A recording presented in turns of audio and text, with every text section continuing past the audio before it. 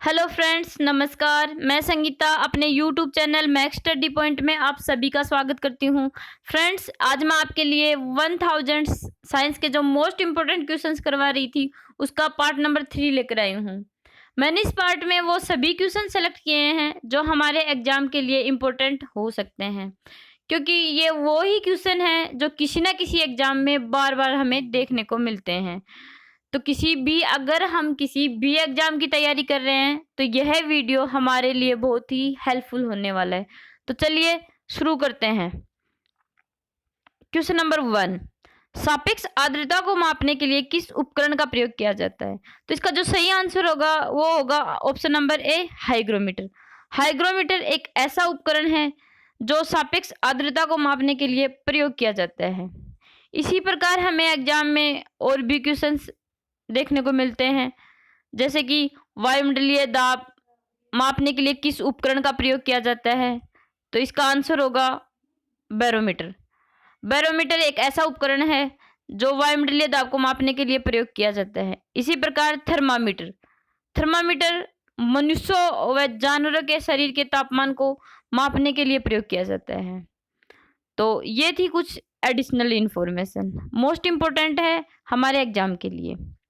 Next question, निम्नलिखित में से किस वैज्ञानिक ने इलेक्ट्रॉन की खोज की थी? तो इसका जो करेक्ट आंसर होगा option number C, J Thomson. J Thomson एक भौतिक शास्त्री थे जिन्होंने 1897 में इलेक्ट्रॉन की खोज की थी। अब यहाँ पे नाम आया इलेक्ट्रॉन, तो कुछ इलेक्ट्रॉन की बात करते हैं। जैसे इलेक्ट्रॉन, इलेक्ट्रॉन पर नेगेटिव चार्ज होता है, इसे हम कह सकते हैं ऋणात्मक। इलेक्ट्रॉन पे ऋणात्मक चार्ज होता है और इसकी जो इस एलिमेंट की जो वैल्यू होती है वो होती है -1.6 इंटू 10⁻19 सी। यहाँ पे सी का मतलब होगा कूलम। ये इसकी एलिमेंट की वैल्यू होती है। नेक्स्ट क्वेश्चन करते हैं, निम्नलिखित में से भौतिकी में कौन सा उल्लेखनीय योगदान वैज्ञानिक न्यूटन द्वारा किया गया था? तो जो वैज्ञानिक न्यूटन थे उन्होंने, आपको पता है कि गति का नियम, कैलकुलस की खोज, वैश्विक गुरुत्वाकर्षण नियम, ये सभी ऐसे नियम हैं जो वैज्ञानिक न्यूटन के द्वारा दिए गए हैं। तो इसका जो करेक्ट आंसर होगा ऑप्शन नंबर डी, उपरोक्त सभी। नेक्स्ट क्वेश्चन करते हैं, वायुमंडल में सबसे प्रचुर अक्रिय गैस है? तो इसका जो सही आंसर होगा option number C, argon. Argon gas एक ऐसी गैस है जो वायुमंडल में सबसे प्रचुर अक्रिय गैस मानी गई है। अक्रिय गैस को हम इनर्ट गैस या नोबल गैस भी कह सकते हैं। अब यहाँ पे नाम आया ऑर्गन। हमें एग्जाम में कई बार ऑर्गन से रिलेटेड क्वेश्चंस देखने को मिलते हैं, जैसे कि विद्युत बल्ब या रेडियो वॉल में कौन सी गैस भरी जाती है? तो इसका जो आंसर होगा वो होगा ऑर्गन। ऑर्गन गैस एक ऐसी गैस है जो विद्युत बल्ब और रेडियो वॉल में भरी जाती है। ये थे इससे रिलेटेड कुछ क्वेश्चंस जो हमें एग्जाम में कई बार देखने को मिलते हैं। नेक्स्ट क्वेश्चन, ग्रीन हाउस प्रभाव के लिए मुख्यतः जिम्मेदार वायुमंडलीय गैस कौन सी है? तो इसका जो करेक्ट आंसर होगा option number D, carbon dioxide. Carbon dioxide या CO2 भी हम इसे बोल सकते हैं, जो कि ग्रीन हाउस प्रभाव के लिए जिम्मेदार गैस मानी गई है। नेक्स्ट क्वेश्चन करते हैं, वायुमंडल में ओजोन ह्रास मुख्यतः किया जाता है?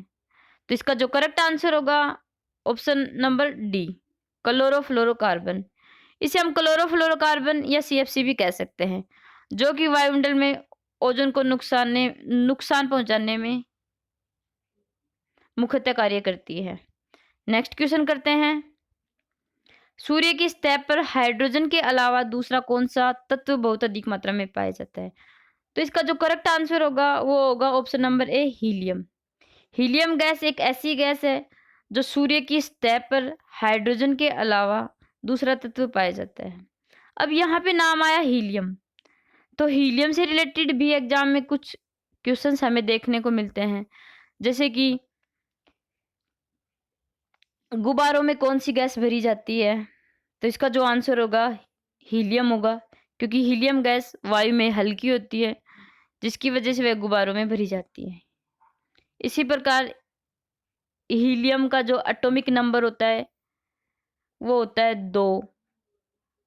और इसका जो सिंबल होता है वो होता है HE। ये थे इससे रिलेटेड कुछ एडिशनल इंफॉर्मेशन। नेक्स्ट क्वेश्चन करते हैं। बहुत अधिक ऊंचाई पर मनुष्य की लाल रुधिर कणिकाओं पर क्या असर पड़ता है? तो जब मनुष्य बहुत अधिक ऊंचाई पर जाता है तो उसकी जो लाल रुधिर कणिकाएं या आरबीसी भी बोल सकते हैं इनको, जैसे कि रेड ब्लड सेल्स भी कह सकते हैं, उनकी संख्याओं पर क्या असर पड़ता है? तो जो आरबीसी की संख्याएं होती है वो बहुत अधिक ऊंचाई पर जाने से मनुष्य की संख्या आरबीसी की संख्याओं में बढ़ोतरी हो जाती है। अब यहाँ पे हम आरबीसी को रेड ब्लड सेल्स कह सकते हैं। एग्जाम में इससे रिलेटेड क्वेश्चंस हमें कई बार देखने को मिलते हैं, जैसे कि आरबीसी का जो साइंटिफिक नेम होता है वो क्या होता है? तो जो आरबीसी का जो साइंटिफिक नेम होता है वो एरिथ्रोसाइट, मतलब आरबीसी को हम एरिथ्रोसाइट भी कह सकते हैं। और आरबीसी का जो जीवन काल होता है वो 120 दिन का होता है। ये आरबीसी की से रिलेटेड कुछ एग्जाम में आने वाले क्वेश्चंस थे। इसी प्रकार आरबीसी से रिलेटेड कुछ क्वेश्चंस और आते हैं, जैसे कि जब आरबीसी की संख्या में कमी हो जाती है तो उस रोग को क्या कहा जाता है? जब आरबीसी की संख्या में कमी हो जाती है तो उसे एरिथ्रोसाइटोपिनिया कहा जाता है। एरिथ्रोसाइटोपिनिया, आरबीसी की संख्या में कमी होने से एरिथ्रोसाइटोपिनिया हो जाता है। तो ये थी कुछ एडिशनल इन्फॉर्मेशन, मोस्ट इम्पोर्टेंट है एग्जाम के लिए। Next questions. फोटोग्राफी में मुख्य रंग कौन से होते हैं? तो इसका जो सही आंसर होगा ऑप्शन नंबर होगा सी, लाल नीला हरा। लाल नीला हरा फोटोग्राफी में मुख्य रंग होते हैं। इसी प्रकार इससे रिलेटेड एग्जाम में कई बार क्वेश्चन हमें देखने को मिलता है कि चित्रकारी में मुख्य रंग कौन से होते हैं? तो जो चित्रकारी होती है उसमें जो मुख्यतः रंग पाया जाता है वो होता है लाल नीला और पीला। लाल नीला पीला चित्रकारी के मुख्य रंग माने गए हैं। नेक्स्ट क्वेश्चन करते हैं। यूरेनियम विखंडन की सतत प्रक्रिया को जारी रखने में किस कण की जरूरत होती है? तो इसको जो सही आंसर होगा यहाँ पे आंसर होगा option number C, neutron. Neutron neutron uranium विखंडन की सतत प्रक्रिया को जारी रखने में महत्वपूर्ण भूमिका निभाता है। न्यूट्रॉन, अब नाम आया यहाँ पे न्यूट्रॉन। न्यूट्रॉन से रिलेटेड भी एग्जाम में कई बार हमें क्वेश्चंस देखने को मिलता है, जैसे न्यूट्रॉन की खोज किसने की? तो यहाँ पे न्यूट्रॉन की जो खोज की थी वो एक अंग्रेज भौतिक वैज्ञानिक थे, जेम्स चैडविक, जिन्होंने 1932 में न्यूट्रॉन की खोज की थी। न्यूट्रॉन, एग्जाम में कई बार एक क्वेश्चन और देखने को मिलता है कि परमाणु में कौन कौन से तत्व पाए जाते हैं? तो परमाणु में न्यूट्रॉन, इलेक्ट्रॉन और प्रोटॉन, ये 3 तत्व पाए जाते हैं। ये कुछ एडिशनल इंफॉर्मेशन थी इससे रिलेटेड। नेक्स्ट क्वेश्चन करते हैं। पिक्नोमीटर नामक उपकरण का प्रयोग किसे मापने के लिए किया जाता है? तो इसका जो करेक्ट आंसर होगा ऑप्शन नंबर ए, घनत्व। पिक्नोमीटर उपकरण का जो प्रयोग मुख्यतः किसी भी गैस या तरल के घनत्व को मापने के लिए किया जाता है। तो इसी प्रकार हमें और भी इनसे रिलेटेड क्वेश्चंस देखने को मिलते हैं, जैसे कि सौर विकिरण की तीव्रता को मापने के लिए किस उपकरण का प्रयोग किया जाता है? तो सौर विकिरण की तीव्रता को मापने के लिए एक्टियोमीटर उपकरण होता है जिसका प्रयोग किया जाता है। इसी प्रकार भूकंप की तीव्रता मापने के लिए सिस्मोग्राफ का उपकरण का प्रयोग किया जाता है। बहुत अधिक तापमान या उच्च तापमान को मापने के लिए पायरोमीटर उपकरण का प्रयोग किया जाता है। नेक्स्ट क्वेश्चन करते हैं। बर्फ के टुकड़े एक गिलास शुद्ध जल और एक गिलास शुद्ध अल्कोहल में डालने पर बर्फ के स्तर पर क्या फर्क पड़ेगा? तो इसका जो सही आंसर होगा ऑप्शन नंबर ए, जल में ऊपर के स्तर पर रहेगी, क्योंकि जो बर्फ होती है वो पानी पर इसलिए तैरती है क्योंकि बर्फ की जो डेंसिटी होती है पानी के घनत्व से कम होती है, जिसकी वजह से वह पानी के स्तर पर ऊपर रहती है। इसी प्रकार बर्फ अल्कोहल में डूब जाती है क्योंकि वहां पे बर्फ की जो डेंसिटी होती है अल्कोहल में ज्यादा होती है।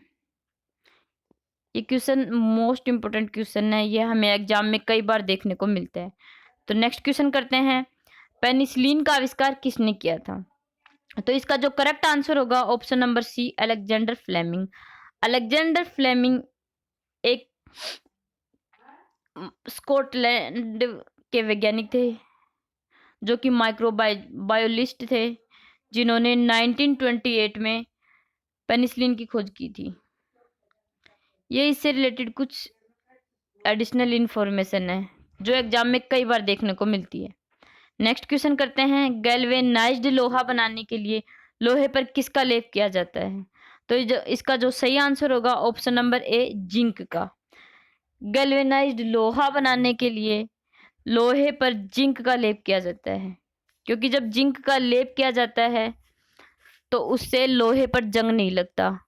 तो लोहे पर जंग को रोकने के लिए लोहे पर जिंक की परत चढ़ाई जाती है। यह क्वेश्चन एग्जाम में कई बार देखने को मिलता है हमें। तो नेक्स्ट क्वेश्चन करते हैं, जब किसी वस्तु को पृथ्वी से चांद पर ले जाया जाए तो उसके भार और द्रव्यमान पर क्या फर्क पड़ता है? तो इसका जो करेक्ट आंसर होगा ऑप्शन नंबर बी। जब किसी वस्तु को पृथ्वी से चांद पर ले जाया जाता है तो उसका भार तो बदल जाता है, परंतु उसका द्रव्यमान उतना ही रहता है, क्योंकि चंद्रमा पर गुरुत्वाकर्षण बल पृथ्वी की तुलना में 6 गुना कम होता है। जैसे कि फॉर एग्जाम्पल, अगर पृथ्वी पर किसी वस्तु का भार 60 kg है तो चंद्रमा पर वह वस्तु 10 kg की होगी, क्योंकि चंद्रमा पर किसी भी वस्तु का भार बदलता है, उसका द्रव्यमान नहीं बदलता, द्रव्यमान एक जैसा ही रहता है। मोस्ट इंपॉर्टेंट क्वेश्चन है हमारे एग्जाम के लिए। तो चलिए नेक्स्ट क्वेश्चन करते हैं, निम्नलिखित में से किसमें रासायनिक ऊर्जा विद्युत ऊर्जा में बदल जाती है? तो इसका जो करेक्ट आंसर होगा वो होगा option number C, battery. Battery में रासायनिक ऊर्जा विद्युत ऊर्जा में बदल जाती है। अब यहाँ भी इनसे रिलेटेड कुछ क्वेश्चंस हमें एग्जाम में देखने को मिलते हैं, जैसे कि डायनेमो से किस प्रकार की धारा प्राप्त होती है? तो हम कह सकते हैं कि दिष्ट धारा, डायनेमो से दिष्ट धारा प्राप्त होती है। इसी प्रकार बिजली का हीटर जो होता है, बिजली के हीटर में किस धातु का प्रयोग किया जाता है? ये क्वेश्चंस भी हमें कई बार देखने को मिलता है। तो जो बिजली का हीटर होता है उसमें जो धातु का जो प्रयोग किया जाता है वो नाइक्रोम धातु का प्रयोग किया जाता है। तो मोस्ट इंपॉर्टेंट क्वेश्चन है हमारे एग्जाम के पॉइंट ऑफ व्यू से। तो चलिए नेक्स्ट क्वेश्चन करते हैं, सोडियम को आमतौर पर निम्नलिखित में से किस पदार्थ के नीचे रखा जाता है? तो इसका जो करेक्ट आंसर होगा वो होगा ऑप्शन नंबर डी, कैरोसिन। इसका करेक्ट आंसर होगा option number D, kerosene. Kerosene या मिट्टी का तेल, सोडियम को आमतौर पर कैरोसिन या मिट्टी के तेल में रखा जाता है, क्योंकि जब सोडियम ऑक्सीजन के संपर्क में आता है ना तो वो तुरंत आग पकड़ लेता है। तो सोडियम को आग ना पकड़े उससे बचाने के लिए इसे कैरोसिन या मिट्टी के तेल में रखा जाता है। तो नेक्स्ट क्वेश्चन करते हैं, इंपॉर्टेंट क्वेश्चन है ये हमारे एग्जाम के लिए। एक फोटो सेल प्रकाश ऊर्जा को परिवर्तित किया जाता है, तो इसका जो करेक्ट आंसर होगा वो होगा ऑप्शन नंबर डी, विद्युत ऊर्जा। फोटो सेल में जो प्रकाश ऊर्जा होती है वो विद्युत ऊर्जा में परिवर्तित हो जाती है, तो इसका करेक्ट आंसर होगा option number D. Next question करते हैं, बिजली के बल्ब में क्या भरा होता है? तो इसका जो करेक्ट आंसर होगा option number C, argon. Argon gas, argon gas बिजली के बल्ब में भरी जाती है। इससे रिलेटेड क्वेश्चन हमने ऊपर डिस्कस कर लिए थे। नेक्स्ट क्वेश्चन, विटामिन B1 की कमी से कौन सी बीमारी होती है? तो इसका जो सही आंसर होगा option number D, beriberi vitamin B1 की कमी से होती है। अब इनसे विटामिन से रिलेटेड भी कई बार हमें एग्जाम में क्वेश्चंस देखने को मिलते हैं, जैसे कि विटामिन बी का रासायनिक नेम क्या है, रासायनिक नेम या इसका केमिकल नेम क्या होता है? तो हम कह सकते हैं कि जो विटामिन बी है उसका जो रासायनिक नेम होता है वो थियामिन होता है। थियामिन इसका केमिकल नेम होता है। इसी प्रकार रिकेटस विटामिन डी की कमी से होने वाला रोग है जो कि बच्चों में पाया जाता है। और जो विटामिन डी का जो केमिकल नेम होता है, उस विटामिन डी का केमिकल नेम या रासायनिक हम कह सकते हैं कैल्सीफेरॉल होता है। नेक्स्ट, रतौंधी भी विटामिन ए की कमी से होने वाला रोग है। रतौंधी या हम इसे नाइट ब्लाइंडनेस भी कह सकते हैं। विटामिन ए का केमिकल नेम रेटिनोल होता है। इम्पोर्टेंट क्वेश्चन है, हमें एग्जाम में कई बार देखने को मिलते हैं। ये कुछ क्वेश्चंस थे जो हमारे एग्जाम में हमें कई बार देखने को मिलते हैं। तो चलिए दोस्तों, अगर वीडियो आपको अच्छी लगे तो इसे लाइक, शेयर और सब्सक्राइब ज़रूर कीजिए। साथ ही बेल आइकन बटन पर भी क्लिक कीजिए ताकि हम जो भी नेक्स्ट वीडियो डालें उसका नोटिफिकेशन आपके पास तुरंत पहुंच जाए। तो धन्यवाद दोस्तों।